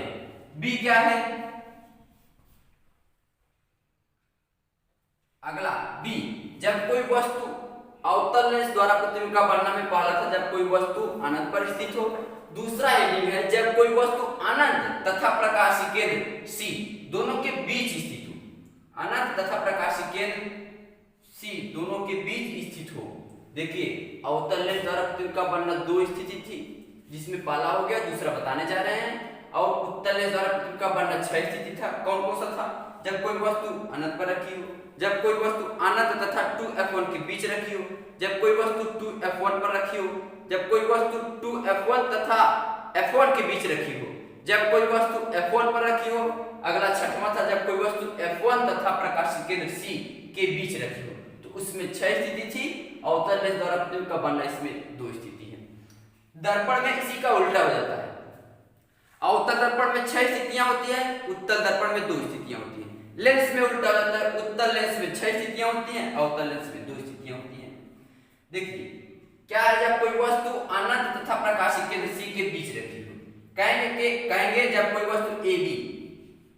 वस्तु AB अवतल लेंस के सामने अनंत तथा प्रकाशिक केंद्र C के बीच रखी हो तो वस्तु से चलने वाली पहली प्रकाश किरण मुख्य अक्ष के समांतर होकर जाती है तथा लेंस से अपवर्तन के पश्चात द्वितीय फोकस पर आती हुई प्रतीत होती है। F2 द्वितीय फोकस पर आती हुई प्रतीत होती है तथा दूसरी प्रकाश किरण लेंस के प्रकाशिक केंद्र C से होकर जाती है तथा लेंस से अपवर्तन के पश्चात बिना विचलित हुए अपने मार्ग में सीधे निकल जाती है। दोनों प्रकाश किरणें एक दूसरे को A डैश पर काटती हुई प्रतीत होती हैं। दोनों प्रकाश किरणें एक दूसरे को A डैश पर आपस में काटती हुई प्रतीत होती है। जिस बिंदु पर दोनों प्रकाश किरणें आपस में काटती हैं उसी बिंदु पर उस वस्तु का आभासी प्रतिबिंब प्राप्त होता है। आभासी मतलब जिसमें डैश डैश डैश डैश दिखाया गया, और जिस प्रतिबिंब में आभासी होगा उसमें ऐसे तीर का निशान ऊपर का होगा, यानी कि आभासी होगा तो 100% गारंटी है वो सीधा होगा, और वास्तविक है तो उसे एकदम सतत लाइन से दिखाएंगे और वो उल्टा होगा। ठीक है, तो क्या कहेंगे? अब निचोड़ इसका, जब कोई वस्तु अवतल लेंस के सामने अनंत तथा प्रकाशिक केंद्र C के बीच स्थित हो तो वस्तु का प्रतिबिंब वस्तु की ही ओर F2 तथा प्रकाशिक केंद्र या द्वितीय फोकस तथा प्रकाशिक केंद्र के बीच आभासी सीधा तथा वस्तु से छोटा प्राप्त होता है। देखिए फिगर में ये स्पष्ट है कि वस्तु से छोटा दिखाई दे रहा है, इसलिए कहेंगे कि आभासी सीधा तथा वस्तु से छोटा प्राप्त होता है। अब हमारी अगली हेडिंग आती है। अगली हेडिंग है गोली लेंस के लिए चिन्ह परिपाटी। देखिए सवाल को हल करते समय आपको U दिया रहेगा, V दिया रहेगा, अवतल लेंस उत्तल लेंस बोल देगा, तो वहां पर माइनस रखना है कि प्लस रखना है। दर्पण की तरह इसका भी एक नियम है और सेम दर्पण की तरह ही सेम नियम है। क्या नियम है? देखिए पहला नियम यह है कि प्रकाश किरणें सदैव लेंस पर बाईं तरफ से डाली जाती है, पहला नियम था। या इसको पहले क्या कहेंगे? लेंस कहेंगे कि वस्तु की दूरी, लेंस में वस्तु की दूरी U, प्रतिबिंब की दूरी V, फोकस दूरी F, तीनों को एक चिन्ह परिपाटी के नियम पर रखते हैं सवाल में। तो उसमें जो निम्नलिखित है उसमें पहला क्या है कि प्रकाश किरणें सदैव दर्पण या प्रकाश किरणें लेंस पर सदैव बाईं ओर से डाली जाती है, पहला नियम। दूसरा नियम क्या है कि ये क्या है हमारा प्रकाशिक केंद्र C, तो कहेंगे कि सभी दूरियां प्रकाशिक केंद्र C से मुख्य अक्ष के समांतर नापी जाती है। जैसे मान लीजिए कोई वस्तु यहाँ पर रखी है, तो आप कहां से नापेंगे? लेंस के प्रकाशिक केंद्र से, ये नहीं कि आप यहां से कहीं से नापेंगे। प्रकाशिक केंद्र C से नापेंगे और मुख्य अक्ष के समांतर ऐसे नापेंगे, ठीक, न कि ऐसे से नापेंगे। ये हो गया। तो कहेंगे कि सभी दूरियां प्रकाशिक केंद्र C से मुख्य अक्ष के समांतर नापी जाती है। अगला क्या है? चाहे वो लेंस की बाईं तरफ हो या दाईं तरफ। अगला तीसरा हमारा क्या है कि प्रकाशिक केंद्र के दाहिनी तरफ या आपतित किरण की दिशा में। देखिए मान लीजिए दाहिनी तरफ इधर होगा और आपतित किरण की दिशा में, तो आपतित किरण की दिशा ये थी और प्रकाशिक केंद्र की दिशा भी दाहिनी तरफ ये होगी, तो दोनों आपतित किरण की दिशा में होगा, तो दोनों क्या हुआ? एक ही दिशा में। इसलिए कहेंगे कि प्रकाशिक केंद्र C के दाहिनी तरफ की दूरियां या आपतित किरण की ही दिशा में नापी गई दूरियां धनात्मक ली जाती हैं, ठीक। अगला क्या है? चौथा, इसी का उल्टा कहेंगे कि देखिए ये आपतित किरण इधर चल रहा है और प्रकाशिक केंद्र की बाईं तरफ, तो देखिए एक दूसरे के विपरीत दिशा में, ठीक। तो कहेंगे कि प्रकाशिक केंद्र के बाईं तरफ की दूरियां, प्रकाशिक केंद्र की बाईं तरफ की दूरियां या आपतित किरण की विपरीत दिशा में नापी गई दूरियां ऋणात्मक ली जाती है। आसानी से निकाला जा रहा है फिगर की सहायता से। पांचवा हमारा क्या है? लास्ट, कहेंगे कि प्रतिबिंब की ऊंचाई तथा वस्तु की ऊंचाई, प्रतिबिंब की ऊंचाई तथा वस्तु की ऊंचाई मुख्य अक्ष के ऊपर धनात्मक ली जाती है तथा मुख्य अक्ष के नीचे ऋणात्मक ली जाती है। देखिए कितनी आसानी से फिगर की सहायता से गोली लेंस के लिए चिन्ह परिपाटी निकालने हैं। पहला हो गया प्रकाश किरण बाईं तरफ डालेंगे, दूसरा हो गया कि सभी दूरियां प्रकाशिक केंद्र C से मुख्य अक्ष के समांतर नापी जाती है, तीसरा होगा प्रकाशिक केंद्र की दाहिनी तरफ की दूरियां या आपतित किरण की दिशा में नापी गई दूरियां धनात्मक ली जाती हैं, चौथा हमारा क्या हो जाएगा? प्रकाशिक केंद्र की बाएं तरफ की दूरियां या आपतित किरण की विपरीत दिशा की दूरियां ऋणात्मक ली जाती हैं, पांचवा हमारा होगा वस्तु की ऊंचाई तथा प्रतिबिंब की ऊंचाई मुख्य अक्ष के ऊपर धनात्मक, मुख्य अक्ष के नीचे ऋणात्मक लेते हैं। जैसे देखिए बोल दिया वस्तु की ऊंचाई 5 सेंटीमीटर है, तो देखिए वस्तु हमेशा मुख्य अक्ष पे ऊपर की तरफ रखी जाती है, तो U का मान जो होगा वस्तु की ऊंचाई पूछा है तो H का मान हमारा 5 सेंटीमीटर है, ठीक। अब देखिए अगली हमारी मीटिंग क्या है? देखिए इस फिगर में देखिए आपको उत्तल लेंस है, इसका द्वितीय फोकस प्रकाशिक केंद्र के किस तरफ होता है? दाहिनी तरफ होता है, F2, और क्या होता है? 2F2। यानी कि उत्तल लेंस की फोकस दूरी क्या होती है? धनात्मक होती है। और वस्तु नहीं, अब देखिए अवतल लेंस का जो फोकस दूरी होता है, अवतल लेंस मान लीजिए एक फिगर बना दे रहे हैं आपको, इसकी जो द्वितीय फोकस होती है वो प्रकाशिक केंद्र या लेंस की बाईं तरफ होती है, F2। तो देखिए फोकस दूरी में हमेशा F2 और प्रकाशिक केंद्र लिया जाता है, तो देखिए बाईं तरफ है, इसलिए अब देखिए आप प्रकाशिक केंद्र की बाईं तरफ जा रहे हैं इसकी दूरी को नापने के लिए, इसलिए अवतल लेंस में फोकस दूरी जो होती है वो ऋणात्मक होती है। अब वस्तु उत्तल लेंस हो चाहे अवतल लेंस, वो हमेशा दर्पण के लेंस के बाईं तरफ रखी जाती है। तो वस्तु की दूरी को नापने के लिए प्रकाशिक केंद्र से बाईं तरफ जा रहे हैं। इसलिए चाहे अवतल लेंस हो चाहे उत्तल लेंस हो, उनकी वस्तु की दूरी यानी यू जो है दोनों में क्या होता है, ऋणात्मक होता है। अब भी देखिए भी क्या होगा, अब देखिए उत्तल लेंस में जो होता है, उत्तल लेंस में दो प्रतिबिंब बनता है, 5 वास्तविक प्रतिबिंब बनता है और एक आभासी प्रतिबिंब बनता है। जो वास्तविक प्रतिबिंब बनता है वो लेंस के दाहिनी तरफ बनता है, लेंस के दाहिनी तरफ बनता है। तो वास्तविक प्रतिबिंब भी, तो मान लीजिए यहाँ पर 5 स्थिति यहाँ पर कहीं पर बने, तो हमें इधर नापने के लिए प्रतिबिंब की दूरी को भी से लिखते हैं। तो प्रकाशिक केंद्र से किस दिशा में जाना पड़ रहा है, दाहिनी दिशा में जाना पड़ रहा है। यानी उत्तल लेंस में 5 स्थितियों में प्लस होता है और एक स्थिति में लेंस की बाईं तरफ बनता है। तो एक स्थिति में, सिर्फ एक स्थिति में कैसा बनेगा, माइनस बनेगा। ठीक।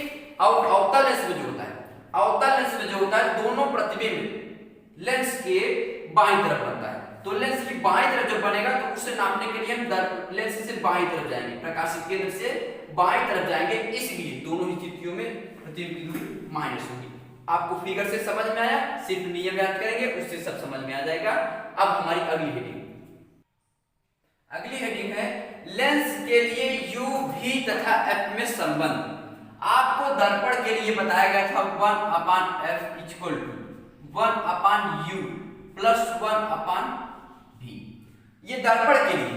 अब लेंस के लिए क्या होता है, लिखते हैं 1/f equal to 1/v minus 1/u, यानी u इसमें क्या हो जाता है, ऋणात्मक हो जाता है, सिर्फ u का मान क्या जाता है, माइनस में हो जाता है।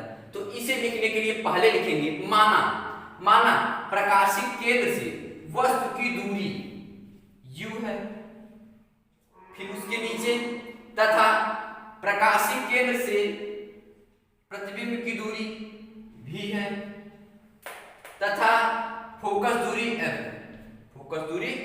है। तो कहेंगे लेंस के लिए u, v तथा f में संबंध 1/f इक्वल टू, इसे मिटाते हैं क्योंकि दर्पण के लिए था, कहेंगे 1/f equal to 1/v minus 1/u।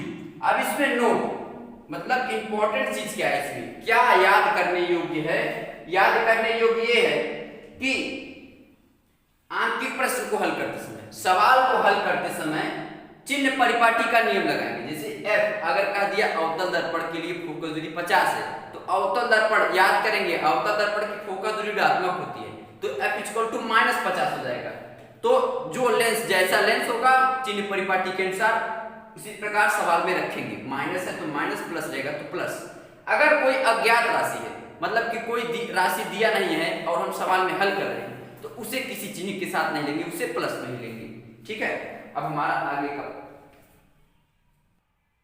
अगली हेडिंग है रेखीय आवर्धन किसे कहते हैं। थोड़ा सा रिपीट मारेंगे। दर्पण में क्या था, m इक्वल टू था h dash upon h equal to minus v upon u। तो अब देखिए ये किसके लिए था, दर्पण के लिए था। थोड़ा सा चेंज होगा और इसी प्रकार उसी परिभाषा के अनुसार उसमें दर्पण कहते थे, इसमें लेंस कहेंगे। क्या कहेंगे कि लेंस के मुख्य अक्ष के लंबवत मतलब 90 अंश। मान लीजिए कोई प्रतिबिंब यहाँ पर बन गया, ये हमारा प्रतिबिंब a डैश p डैश है, समझने के लिए बना रहे हैं, पेपर में इसे नहीं बनाना है। पेपर में यदि आ गया तो इसे नहीं बनाना है, इसे हम सिर्फ फिगर की सहायता से परिभाषा को निकालने की कोशिश कर रहे हैं। देखिए कहेंगे क्या, लेंस के मुख्य अक्ष के लंबवत नापी गई प्रतिबिंब की ऊंचाई तथा वस्तु की ऊंचाई के अनुपात को रेखीय आवर्धन कहते हैं। रेखीय आवर्धन को स्मॉल m से प्रदर्शित करते हैं। कोशिश करेंगे प्रतिबिंब की ऊंचाई को h डैश से और वस्तु की ऊंचाई को h से, तो प्रतिबिंब की ऊंचाई बटे वस्तु की ऊंचाई के अनुपात को ही रेखीय आवर्धन कहते हैं। इसे स्मॉल m से प्रदर्शित करते हैं। जैसे देखिए n इक्वल टू, ये हो गया रेखीय आवर्धन किसे कहते हैं, लेंस के मुख्य अक्ष के लंबवत नापी गई प्रतिबिंब की ऊंचाई तथा वस्तु की ऊंचाई के अनुपात को रेखीय आवर्धन कहते हैं। आगे कहेंगे माना प्रतिबिंब की ऊंचाई h डैश तथा वस्तु की ऊंचाई h है, इसी तरह लिखेंगे उसमें, यहाँ पर लिखेंगे, मान लीजिए माना प्रतिबिंब की ऊंचाई h डैश है उसके नीचे तथा वस्तु की ऊंचाई h है। फिर आगे वस्तु यहाँ पर कहेंगे प्रतिबिंब का प्रकाशिक केंद्र से दूरी v अपान वस्तु का प्रकाशिक केंद्र के बीच की दूरी u। समझ में आया? तो m इक्वल टू क्या है, लिखिए आवर्तन को स्मॉल m से प्रदर्शित करते हैं, m equal to h dash upon h equal to v upon u।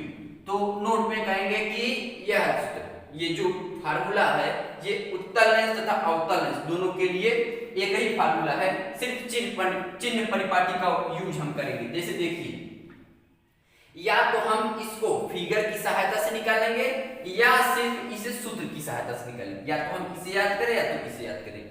तो बेटर होगा इसे याद करेंगे। क्यों?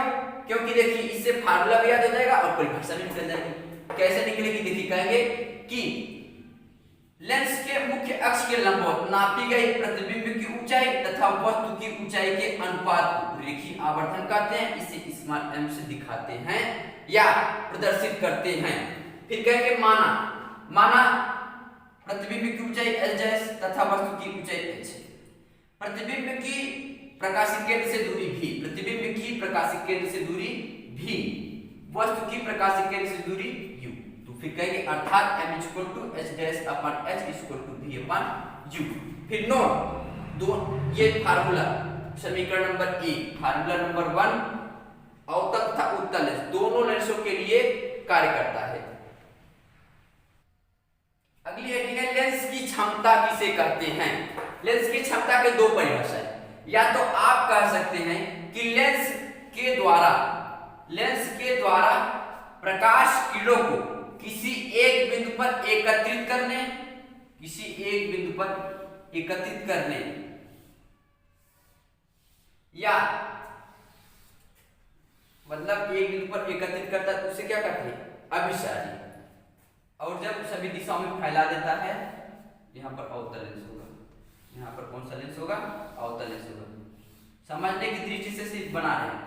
तो परिभाषा इस तरह कह सकते हैं कि लेंस द्वारा प्रकाश किरणों को एक बिंदु पर एकत्रित करने, ब्रैकेट में लिखेंगे अभिसारी।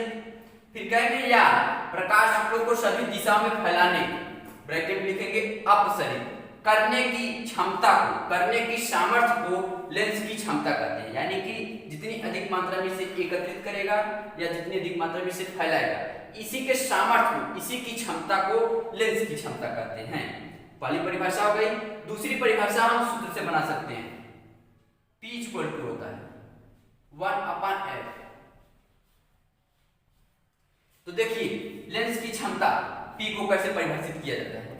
कहेंगे कि लेंस की फोकस दूरी के व्युत्क्रम को, फोकस दूरी व्युत्क्रम मतलब उल्टा, तो फोकस दूरी f था, f को लिख सकते हैं f अपान 1, तो इसका उल्टा क्या लिख सकते हैं? 1 अपान f। तो कहेंगे कि लेंस की क्षमता क्या है? कहेंगे कि लेंस की फोकस दूरी के व्युत्क्रम, लेंस की फोकस दूरी के व्युत्क्रम को उस लेंस की क्षमता कहते हैं, उस लेंस की क्षमता कहते हैं। इसे P से दिखाते हैं या प्रदर्शित करते हैं जहां पर f मीटर में है, जहां पर f मीटर में है। अब देखिए, यानी ये मीटर में, ऊपर वाला मीटर है। अगर f को सेंटीमीटर में बदलना है, ऊपर वाले को क्या करेंगे? सेंटीमीटर बदलेंगे। ये भी मीटर में, 1 मीटर को सेंटीमीटर बदलेंगे तो 1 मीटर में 100 सेंटीमीटर होता है। 100 को गुणा कर दिए, अब ये किस में आ गया? सेंटीमीटर में। अब पहले किस में था? मीटर में था। इक्वल टू यहाँ पर हो जाएगा 100 अपान f, किसमें? सेंटीमीटर। तो दो परिभाषा थी, क्या क्या थी? लेंस द्वारा प्रकाश किरणों को किसी एक बिंदु पर इकट्ठी करने या सभी दिशाओं में फैलाने की सामर्थ्य को लेंस की क्षमता कहते हैं। दूसरी परिभाषा क्या कर सकते हैं? या लेंस की फोकस दूरी के व्युत्क्रम को लेंस की क्षमता कहते हैं, जहां फोकस दूरी मीटर में है और फोकस दूरी लेंस की क्षमता को P से प्रदर्शित करते हैं, तथा लेंस की क्षमता का मात्रक डायोप्टर है। इसे बहुत इंपॉर्टेंट प्रश्न है, लेंस की क्षमता का मात्रक डायोप्टर है।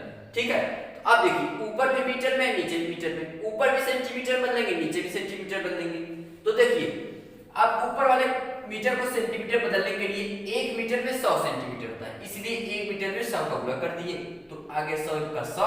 अब हम क्या करेंगे कि f के स्थान पर हम सेंटीमीटर रख सकते हैं। जैसे f का मान दे दिए 5 सेंटीमीटर, तो 100 बटे 5 करेंगे। अगर कह दिया 5 मीटर है तो 1/5 करेंगे। ठीक,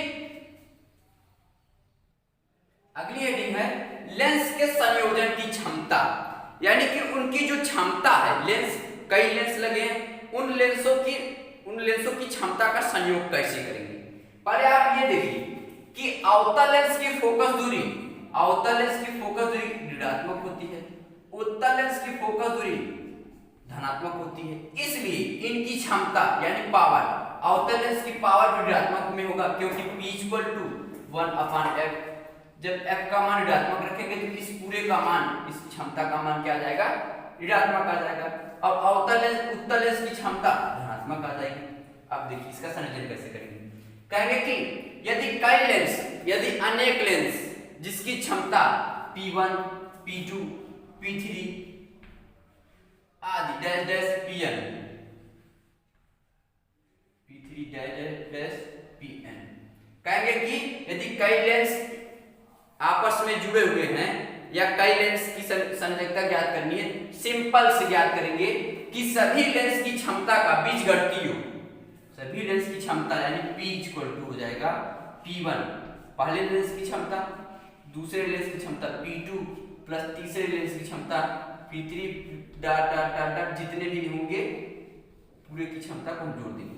तो क्या कहते हैं, सभी लेंस की क्षमताओं के बीजगणितीय योग को पूरे लेंस की, मतलब कि एक लेंस की क्षमता का सूत्र इसी तरह निकालेंगे। क्या कहेंगे, लेंस के संयोजन की क्षमता, कहेंगे यदि अनेक लेंस आपस में जुड़े हुए हैं तो पूरे लेंस की क्षमता P सभी अलग अलग एक लेंस की क्षमता के बीजगणितीय योग के बराबर होता है। जैसे P पूरे लेंस की क्षमता P = क्या हो जाएगी, पहले लेंस की क्षमता P1 प्लस दूसरे लेंस की क्षमता P2 प्लस तीसरे लेंस की क्षमता P3 लास्ट में Pn। अब देखिए नोट, एकदम इंपॉर्टेंट बात क्या है, अगर कह दिया किसी उत्तल लेंस की क्षमता P = 5 दे दिया तो यहाँ पर क्या आ जाएगा +5, क्योंकि आप लोगों को बताया उत्तल लेंस की क्षमता प्लस में होती है, और अवतल लेंस की क्षमता अगर 10 दे दिए तो माइनस में हो जाएगा। तो हम सवाल को हल करते समय चिन्ह के साथ किसी भी प्रश्न को हल करेंगे, चिन्ह के साथ हल करने से P = अगर उत्तल लेंस 5 दिया तो यहाँ पर +5 हो जाएगा, फिर प्लस ब्रैकेट में, अगर अवतल लेंस दिया तो अवतल लेंस में माइनस होता है 10 = P = क्या हो जाएगा +5 ब्रैकेट खुलेगा तो प्लस माइनस -10 हो जाएगा, हल करेंगे P = क्या आ जाएगा -5। तो यानी अगर एक 5 डायोप्टर तथा एक 5 डायोप्टर का उत्तल लेंस एक 10 डायोप्टर के अवतल लेंस के साथ जोड़ दिया जाए तो पूरा संयोजन किस तरह कार्य करेगा, एक उत्तल लेंस की भांति कार्य करेगा, एक उत्तल लेंस की भांति कार्य करता है। अब हम आप लोगों को अगला हेडिंग बताएंगे। अगली हेडिंग है उत्तल लेंस, अवतल लेंस तथा कांच की प्लेट की पहचान। यदि आपको एक उत्तल लेंस दे दिया जाए, दूसरा अवतल लेंस दे दिया जाए और एक समतल प्लेट, कांच का एक समतल प्लेट दे दिया जाए, देखिए आपको फिगर में बड़ा सा दिखाई दे रहा है, लेकिन जब वास्तव में आप देखेंगे बहुत छोटा छोटा होता है, आप उसे देखकर नहीं जान पाएंगे, देखकर बारीकी से नहीं समझ पाएंगे कि ये उत्तल है कि अवतल है कि समतल है। तो देखिए हमारी हेडिंग यही है कि उत्तल लेंस, अवतल लेंस तथा कांच की प्लेट की पहचान करना। यदि आपको तीनों दे दिए जाए, क्योंकि वो छोटे छोटे इंस्ट्रूमेंट है, आपको पता नहीं चलता है देखने पर, तो हम क्या करेंगे, कैसे उसे जानेंगे कि ये अवतल लेंस है कि उत्तल लेंस है या समतल प्लेट है। तो उसके दो तरीके, एक है स्पर्श करके, दूसरा है प्रतिबिंब देखकर। अब देखिए स्पर्श करके कैसे करेंगे, कहेंगे यदि किसी लेंस को स्पर्श करने पर किनारे पर पतला तथा बीच पर मोटा हो, स्पर्श करने पर किनारे पर पतला तथा बीच में मोटा हो तो वह लेंस उत्तल लेंस होगा, तथा किनारे पर मोटा बीच में पतला हो तो लेंस अवतल होगा।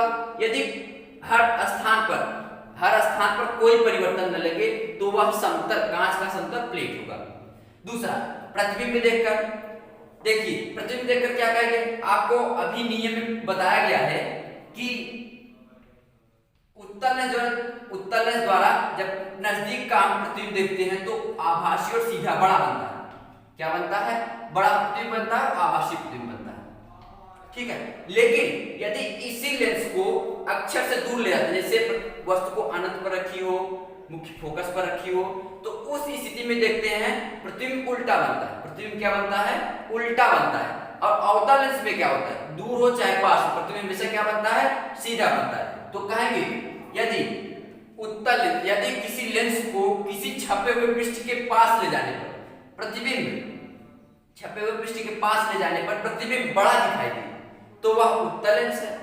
यदि प्रतिबिंब छोटा दिखाई दे तो वह अवतल लेंस है। यदि प्रतिबिंब या देखने वाले पृष्ठ पर अक्षर पर कोई प्रभाव न पड़े तो वह समतल, कांच का समतल पृष्ठ है। फिर आगे कहेंगे यदि लेंस को छपे हुए पृष्ठ से काफी ऊपर ले जाए तो प्रतिबिंब उल्टा बने। यदि प्रतिबिंब उल्टा बने तो वह उत्तल लेंस है, क्योंकि आप लोगों को बताया गया था काफी नजदीक, यदि काफी दूर ले जाने पर। तो एक स्थिति है जब उत्तल लेंस को काफी नजदीक, वो कौन सी स्थिति है? F1 तथा प्रकाशिक केंद्र के बीच में रखी जाए तो प्रतिबिंब सीधा बनता है। बाकी सभी स्थितियों में, लेंस से दूर ले जाने पर सभी स्थितियों में प्रकाश किरण चलने पर, आपतित होने पर, अपवर्तित होने पर जो है प्रतिबिंब हमेशा उल्टा बनता है। इसलिए कहेंगे कि यदि लेंस को छपे हुए पृष्ठ के काफी दूर ले जाने पर प्रतिबिंब उल्टा दिखाई दे या स्पर्श या जो छपा हुआ पृष्ठ है हमारा वो उल्टा दिखाई दे तो इसका मतलब है कि लेंस उत्तल है।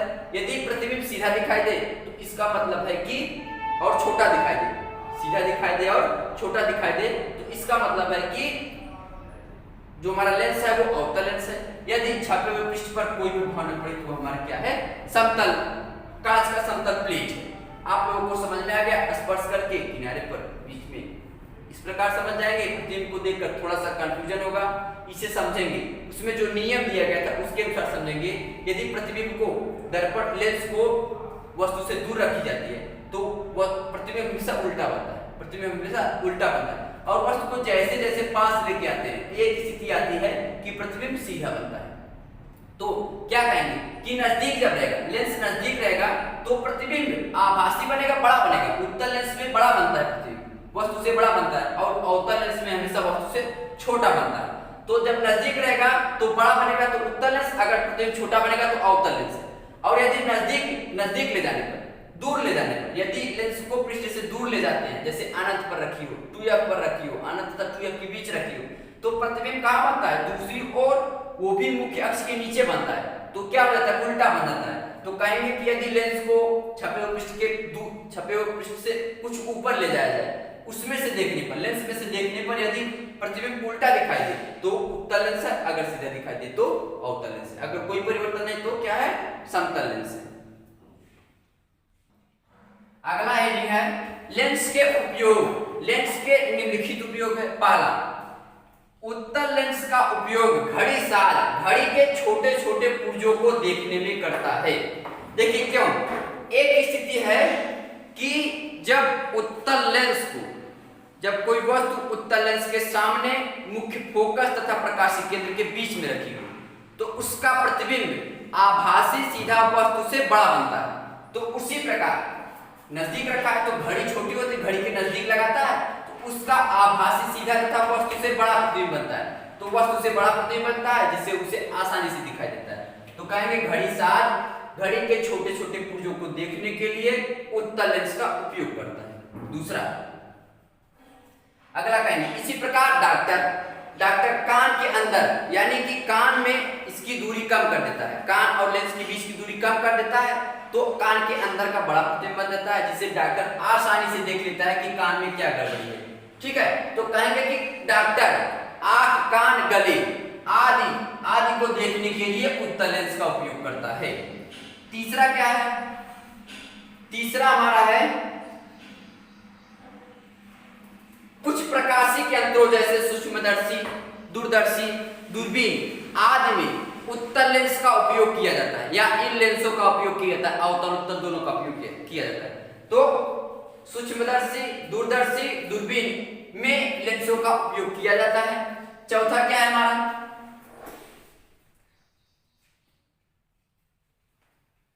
मानव नेत्र में उत्पन्न दोष, निकट दृष्टि दोष, दूर दृष्टि दोष, जरा दृष्टि दोष, अगले चैप्टर में जिसे हम पढ़ाएंगे तो उसमें जो हमको जो दोष उत्पन्न होता है उसी दोष को खत्म कर। चौथा देखिए, जरादृष्टि दोष, निकट दृष्टि दोष, दूर दृष्टि दोष, इन दोषों को दूर करने के लिए हम अपने चश्मे में उत्तल, अवतल, समतल किसी भी लेंस का उपयोग करते हैं। यदि आज का वीडियो आपको अच्छा लगा हो तो शेयर करें और